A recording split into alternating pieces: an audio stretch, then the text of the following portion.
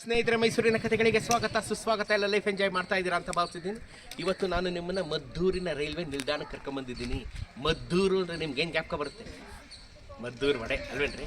ಮದ್ದೂರು ವಡೆ ಸೃಷ್ಟಿಯಾದಂಥ ಜಾಗ ಮದ್ದೂರಿನ ರೈಲ್ವೆ ನಿಲ್ದಾಣ. ಯಾರು ಸೃಷ್ಟಿ ಮಾಡಿದ್ರು, ಹೆಂಗೆ ಸೃಷ್ಟಿ ಆಯಿತು, ಯಾರು ಕಾರಣಕರ್ತರು, ಇದನ್ನೆಲ್ಲ ನಿಮಗೆ ಒಳಗಡೆ ಹೇಳ್ಕೊಡ್ತೀನಿ, ಬನ್ನಿ.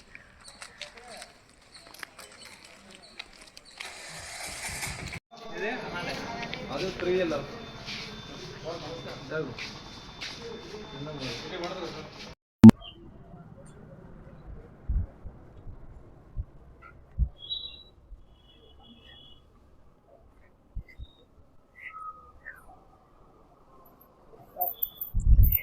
ಮದ್ದೂರು ಒಡೆಯ ಜನಕ ಮಧ್ವರಾಯ ಬಿಳಿಯ ಅವರ ಮೊಮ್ಮಗ ಸೀತಾರಾಮ ಬಿಳಿಯ ಅವರು ಇರೋವಂಥ ಮನೆ ಮದ್ದೂರು ವಡೆನ ಹೇಗೆ ಸೃಷ್ಟಿ ಆಯಿತು, ಮದ್ದೂರು ವಡೆ ಯಾರಿಗೋಸ್ಕರ ಸೃಷ್ಟಿ ಆಯಿತು, ಮದ್ದೂರು ವಡೆ ಸೃಷ್ಟಿಯಾದ ಬಗೆ ಹೇಗೆ ಎಲ್ಲವನ್ನ ಮದ್ದೂರು ವಡೆಯ ಸೃಷ್ಟಿಕರ್ತ ಮಧ್ವರಾಯ ಬಿಳಿಯ ಅವ್ರ ಮೊಮ್ಮಗ ಸೀತಾರಾಮ ಬಿಳಿಯ ಅವರ ಹತ್ರ ಕೇಳ್ಕೊಳ್ಳೋಣ ಬನ್ನಿ.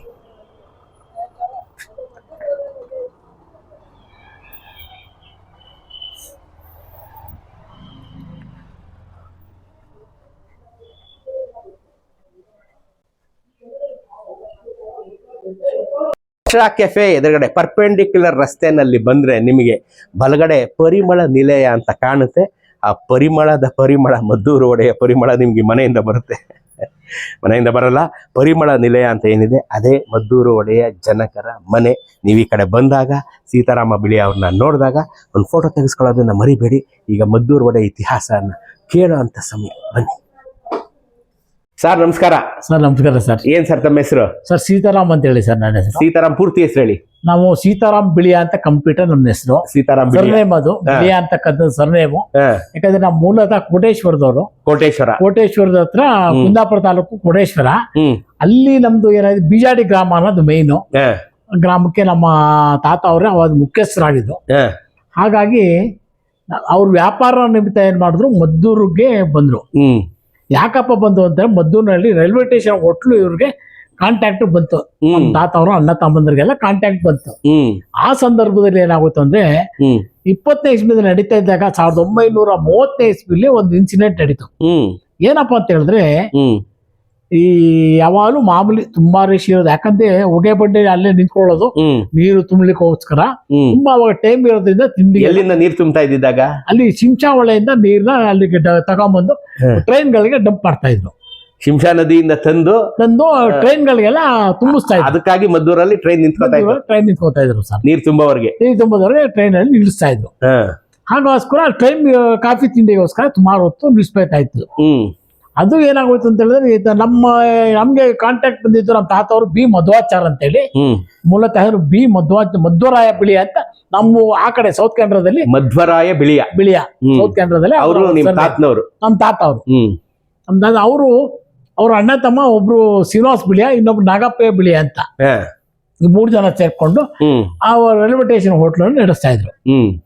ಆ ನಂತರ ಅವರು ಬೇರೆ ವ್ಯವಹಾರದ ಮೇಲೆ ಮದ್ದೂರಲ್ಲಿ ಹೋಟ್ಲುಗಳು ಎಲ್ಲ ಮಾಡಿದ್ರು. ಮದ್ದೂರಿಗೆ ಹೋಗಿ ನಮ್ಮ ತಾತ ಅವ್ರಿಗೆ ವಹಿಸ್ಕೊಟ್ಬಿಟ್ರು.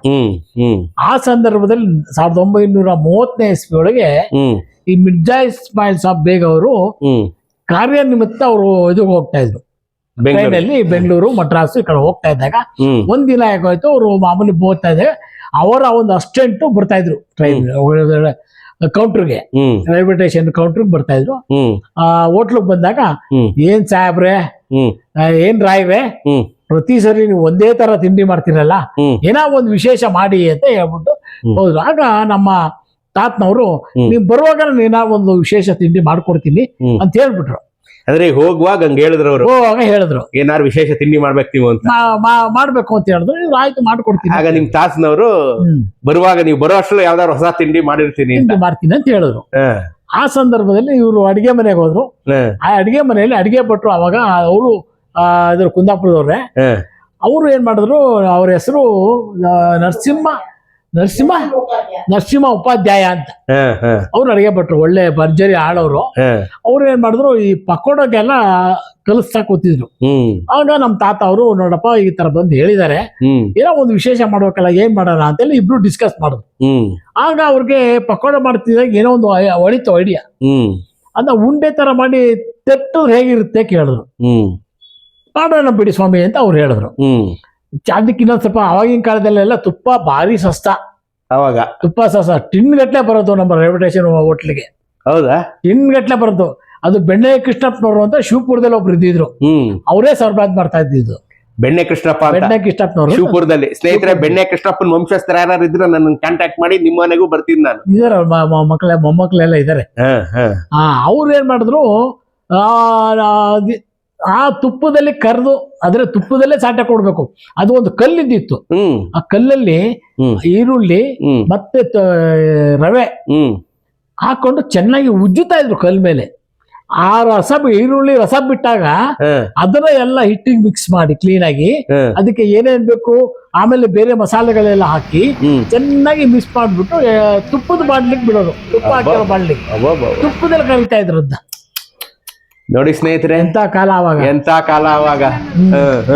ಆ ತುಪ್ಪದಲ್ಲಿ ಕರೆದಂತಹ ವಡೆನ ರೆಡಿ ಮಾಡಿ ತಂದಿಟ್ಕೊಂಡಿದ್ರು. ಆ ಕಡೆಯಿಂದ ಟ್ರೈನ್ ಬಂದಾಗ ಹುಸೇನ್ ಸಾಹೇಬ್ರು ಬಂದ್ರು. ಏನ್ ರಾಯ್ರೆ ಏನಾದ್ರು ಸ್ಪೆಷಲ್ ತಿಂದು ಕೊಡ್ತೀವಿ ಅಂತ ಕೊಡಿ ಅಂದ್ರು. ಅವ್ರು ಏನ್ ಮಾಡಿದ್ರು, ನಮ್ಮ ತಾತ ಅವರು ತರ್ಸ್ಕೊಟ್ರು ಮುದ್ದೆ ಇದ್ದ ವಡೆನ. ಇದೇನಿದು ಅಂತ ತಿಂದು ನೋಡ್ಬಿಟ್ರು, ಕ್ಯಾ ಬಹುತ್ ಅಚ್ಚಾ ಅಂದ್ಬಿಟ್ರು. ಆಗ ನಮ್ಮ ತಾತ ಅವರು ಸಡನ್ ಆಗಿ ಮದ್ದೂರು ಕಾವಡ ಅಂದ್ಬಿಟ್ರು. ಇದು ನಡೆದಿದ್ದು 1930 ಇದು ನಡೆದಿರತಕ್ಕಂಥ ಇನ್ಸಿಡೆಂಟ್. ಅವತ್ತು ಮದ್ದೂರು ವಡೆ ಇಂಟ್ರೊಡ್ಯೂಸ್ ಆಗಿದ್ದು. ಇದು ಆ ನಂತರ ಮಹಾರಾಜರಿಗೆ ವಿಷಯ ತಲುಪ್ತು. ಮಹಾರಾಜರು ಕ್ಯಾರಿಯರ್ ಎಲ್ಲ ಕೊಟ್ಟು ಕಳಿಸ್ತಾ ಇದ್ರು ಇಲ್ಲಿಗೆ, ಮದ್ದೂರು ರೈಲ್ವೆ ಕಳ್ಸೋರು. ಅದಕ್ಕೆ ವಡೆ ಗಿಡ ಎಲ್ಲ ಹಾಕಿ ಕಳ್ಸಿಕೊಡ್ತಾ ಇದ್ರು. ನಿಮ್ ತಾತನವರು ವಡೆ ಮಾಡಿ ಕ್ಯಾರಿಯರ್ ಹಾಕಿ ಮಹಾರಾಜರಿಗೂ ಕೊಟ್ಟು ಕಳಿಸ್ತಾ ಇದ್ರು. ಮಹಾರಾಜರು ಕೊಟ್ಟು ಕಳಿಸ್ತಾ ಇದ್ರು.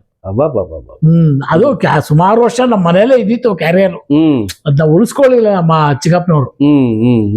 ಎಲ್ಲ ಮಾರಾಟ ಇದು ಕೊಟ್ಬಿಟ್ಟು ಅದಕ್ಕೆಲ್ಲ ಆಲ್ಟ್ರೇಷನ್ ಮಾಡ್ಬಿಟ್ರು.